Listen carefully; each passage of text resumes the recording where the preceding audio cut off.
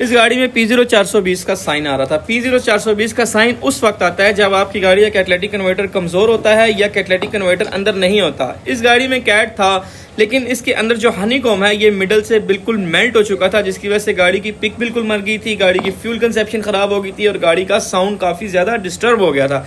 इसका catalytic converter हमने दोनों तरफ से चेक किया, लेकिन यहाँ से इससे एयर बिल्कुल भी पास नहीं हो रही थी, जिसकी वजह से गाड़ी बार बार P0420 का साइन दे रही थी।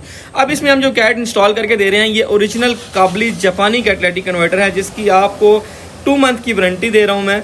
ये कैटलिटिक कन्वर्टर बिल्कुल 10/10 कंडीशन का है, जिससे इंशाल्लाह इसकी गाड़ी की फ्यूल एवरेज, आवाज़ और पिक तीनों चीज़ें बेहतर हो जाएंगी। अगर आपको भी अपनी गाड़ी से रिलेटेड कोई कैटलिटिक कन्वर्टर या साइलेंसर चाहिए, आप मेरे दिए गए नंबर पर रब्ता करें। मेरे पास तमाम गाड़ियों के कैटलिटिक कन्वर्टर और साइलेंसर दस्तयाब हैं। इसके अलावा मशीन से वॉश भी किया जाता है कैट। जज़ाकल्लाह।